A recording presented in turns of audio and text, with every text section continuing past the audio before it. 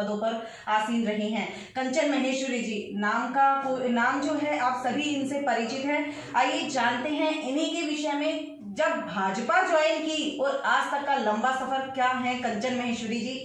आज हम उन बातों पर बात करेंगे। मैम बहुत बहुत स्वागत है, बताएं। देखिए, जहाँ तक भाजपा ज्वाइन करने की बात है तो हमारा परिवार एक संघ परिवार रहा है। जनसंघ से पिताजी के समय से जुड़े हुए थे, तो वो तो हम कह सकते हैं कि हमारे खून में है।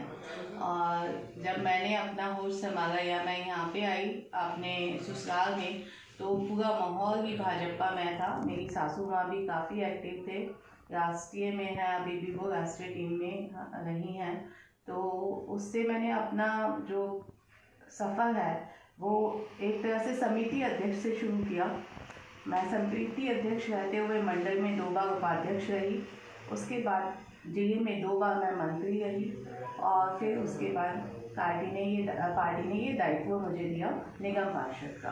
और लोगों ने आपको कहा जाए कि अपनाया। बिल्कुल, लोगों ने बहुत खुले मन से और कहते हैं बहुत सम्मान के साथ मुझे अपनाया है। और मेरी भी इच्छा यही रहती है कि जिस तरह से लोगों ने मुझे अपनाया है, तो कहीं पे भी मैं उनकी भावनाओं की कदर करते हुए हमेशा उनके जो उनका मेरे प्रति प्यार है उस पर हमेशा खरी उतरूँ, और इसी सोच के साथ मैं हमेशा काम करती हूँ। मैम 3.5 साल लगभग का समय हो चुका है, और ऐसे में सभी निगम पार्षद अपने जो उपलब्धियां हैं कहा जाए लोगों तक लेकर के जा रहे हैं, घर घर पहुंचा रहे हैं। ऐसे में अगर आपकी बात करें तो चेयरपर्सन हेल्थ कमेटी और साथ ही साथ महिला होकर के निगम पार्षद क्या क्या क्षेत्र में आपने काम किए? बिल्कुल, एक बात मैं आपसे ज़रूर कहूँगी कि महिला होने के नाते दायित्व ज़्यादा बढ़ जाते हैं। आपके ऊपर दायित्व होता है अपने परिवार का भी, और दूसरा पार्टी में हमेशा कार्यरत रहने की वजह से पार्टी का दायित्व भी बहुत ज़्यादा रहता है। और निगम पार्षद एक अच्छे वोटों से अगर आप जीतते हैं तो लोगों की आशाएं भी आपसे ज़्यादा रहती हैं। जी, तो मैं बस इतना कहना चाहूँगी कि जो भी मेरी जनता ने आशा रखी थी उसको मैंने 90% पूरा किया। जब मैं अपने क्षेत्र में निकलती थी इलेक्शन के दिनों में, तो हमेशा होता था मेरे यहाँ एक ढलाव घर है, उसके साथ ही सब्जी मंडी है, तो मेरी जितनी भी बहनें हैं वो सब्जी लेने जाती थी तो हमेशा नाक पे कपड़ा रख के जाती थी कि बहुत बदबू बहुत थी जी। हाँ जी, तो आज के समय में अभी थोड़ा सा समय बाकी है, बस 1 आध महीने में ये मेरा जो ढलाव घर है वहाँ पे कंप्रेसिंग मशीन लगेगी, जिससे कचरा बिल्कुल भी बाहर नहीं दिखाई देगा और उन्हें इस तरह की जो स्मेल आती है वो भी नहीं आएगी। तो एक ये बड़ी समस्या, बहुत बड़ा प्रोजेक्ट है। बिल्कुल, ये 1 करोड़ का प्रोजेक्ट था जो मैंने फंड ना होते हुए भी बिल्कुल ये अपने क्षेत्र में कराया। दूसरा, मेरा एक सोच थी कि मैं एक नॉर्मल फैमिली से आती हूँ, एक मीडियोकर फैमिली में मेरा जन्म हुआ था, और यहाँ पे भी आके हम लोग मीडियोकर अपर फैमिली में ही हैं। तो उसके नाते मुझे लगता था कि लड़कियां जो है उनकी शिक्षा पे ध्यान दिया जाए। सरकारी स्कूल को हमेशा कहा जाता था कि ये बहुत बेकार होते हैं, पर आप मेरे क्षेत्र के स्कूल देखेंगे कि तो सबकी बिल्डिंग ऐसी है कि जो प्राइवेट जितने भी स्कूल हैं उनको भी मात करती है। तो मेरी एक सोच थी, एक स्कूल मेरा पूरा हो गया, लोगों को समर्पित कर दिया।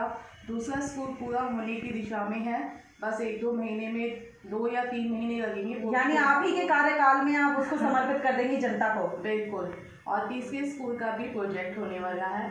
तो इस तरह से ये दूसरा वादा भी मेरा पूरा हो चुका है। एक प्रॉमिस जो मेरा अभी अधूरा है वो था कि किसी तरह से यहाँ पे बच्चों को इंजेक्शन भी यहीं पे लगा करे, जो अभी अधूरा है, क्योंकि जगह ना मिलने की वजह से मेरे को उसमें थोड़ी जो छोटे बच्चे जो हमेशा हमें ना कृष्णा नगर जाना पड़ता है। जी। कि जितने भी हमारे नवजात शिशु हैं उनको इंजेक्शन लगवाने के लिए हमेशा हमें कृष्णा नगर की डिस्पेंसरी में जाना पड़ता है। तो अभी वो वाला वादा अधूरा है, बाकी जो जनता से वादा किए थे लगभग वो सभी पूरे हैं। मैम, जब फंड नहीं होता तो वाकई में बड़ी समस्याएं आती हैं, जो हाल ही में हमने देखा कि जितने भी सफाई कर्मचारी थे हड़ताल पे भी लगातार दर महीने और हर महीने लगभग वो प्रदर्शन करते हैं। ऐसे में फंड ना होने के बाद इस तरह की जो कार्य आप करते हैं तो किस तरीके से आप लेकर के चलती हैं? देखिए, मैं कहूँगी कि फंड नहीं है, मैं मानती हूँ, पर आपकी एक इच्छा शक्ति होनी चाहिए, और कहीं ना कहीं से कहते हैं ना व्यवस्थाएं भगवान खुद करता है जब आपके विचार अच्छे होंगे। तो मेरे साथ तो लगभग यही हुआ है, स्कूल उसी हिसाब से बन गए हैं और जिस तरह से आपने कहा कि कर्मचारियों की तनख्वाह नहीं हो पाती, मैं इस बात से सहमत हूँ कि कोई भी व्यक्ति तब तक काम नहीं करेगा, भूखे पेट किसी से काम नहीं होता। अगर उनके घर में बच्चे भूखे हैं, उनके घर में किसी तरह का अभाव है, तो निश्चित रूप से वो भ्रष्टाचार की ओर भी अग्रसर होते हैं और इस तरह की दिक्कतें हमें सामना करना पड़ता है। मैं तो सल्यूट करूँगी उन कर्मचारियों को जिनको 2-2, 3-3 महीने तनख्वाह नहीं मिलती, फिर भी वो हमारा इस तरह से सहयोग करते हैं। कंचन जी, जब स्वास्थ्य की बात करते हैं और चेयरपर्सन आप हैं, महिला होने के नाते कहीं ना कहीं एक अन्नपूर्णा माता का स्वरूप महिला के अंदर दिखाई देता है, तो क्या लगता है हेल्थ कमेटी में रह करके किन कार्यों पर आपने ज़्यादा ध्यान दिया? बिल्कुल, अभी मेरे जैसे अभी कोरोना काल था तो काफ़ी दिक्कत आई। स्वामी दयानंद हॉस्पिटल एकमात्र हमारा क्षेत्र में यहाँ पे एमसीडी का हॉस्पिटल आता है और जीटीबी भी बंद हो गया और उसे कोरोना कर दिया और राजीव गांधी भी सुपर स्पेशलिस्ट भी बंद हो गया, एक तरह से वो भी कोरोना का कर दिया गया था। तो सारा रोड जीटीबी पे आ गया, तो हमने देखा कि यहाँ दयानंद पर आ गया, स्वामी दयानंद पे आ गया। तो हमने देखा कि यहाँ पे जितने भी ऑपरेशन थे वो भी बंद हुए और काफ़ी दिक्कतें आई। तो एक नया ओटी जो हमारा तैयार था उसको अतिशीघ्र तैयार करके हमने जनता को समर्पित किया और सबसे पहले ऑपरेशन हमारे स्वामी दयानंद हॉस्पिटल में शुरू हुआ। और इसी तरह से हमारे जो यहाँ पे चांदीवाला हॉस्पिटल है जी, ये लगभग काफ़ी समय से अपना उद्घाटन की ओर है और अतिशीघ्र है वो भी जनता को अब समर्पित हो जाएगा 1-2 हफ्ते के अंदर। अभी तो आपने देखा है कि अभी आचार संहिता लगी हुई है, जैसे आचार संहिता खुलती है मार्च के फर्स्ट वीक में हम वो जनता को समर्पित कर देंगे। बहुत अच्छा प्रोजेक्ट है मैम। अगर श्री राम मंदिर जन्मभूमि की बात करें, आपके यहाँ मैं देख रही हूँ कि लगातार लोग आ भी रहे हैं और खुद से दान करने की प्रक्रिया चल रही है। आपके सामने एक स्लिप भी है जो कि हम मैम के हाथ में है। आप इसके विषय में बताएं, जन्मभूमि के लिए समर्पण किस तरीके से लोग करें, क्योंकि बहुत श्री राम मंदिर के लिए लगातार गिलहरी की तरह सभी सेवा करने के इच्छुक हैं। देखो, ये एक हमारा एक जैसे कहते हैं ना सपनों का प्रोजेक्ट आज पूरा हुआ है और मैं तो खुद ही बहुत ज़्यादा इससे जुड़ी हुई हूँ। हमारे पता नहीं कितने पूर्वज हम चले गए हमारे, तब ये सुनहरा अवसर देखने का मौका हमें मिला है।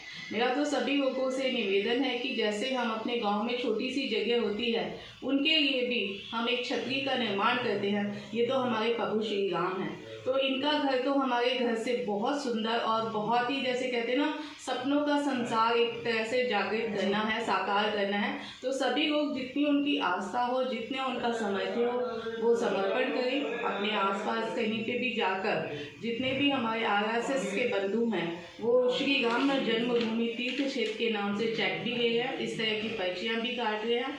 तो सभी से अनुरोध है कि अपनी ज़्यादा से ज़्यादा सेवा प्रभु राम की सेवा में करें और हम अपने इसके सहभागी हैं। बिल्कुल मैम, चलते चलते क्योंकि आज बसंत पंचमी है, पावन दिन है, किस तरीके से आप बधाई देंगी और शुभकामनाएं देंगी हमारे दर्शकों को?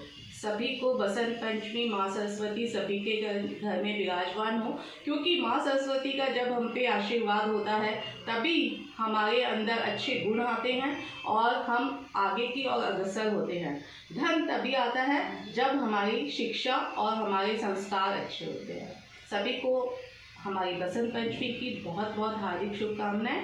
आपके घर में माँ सरस्वती का वास रहे, आपके बच्चे आगे बढ़े। धन्यवाद। जय हिंद, जय भारत।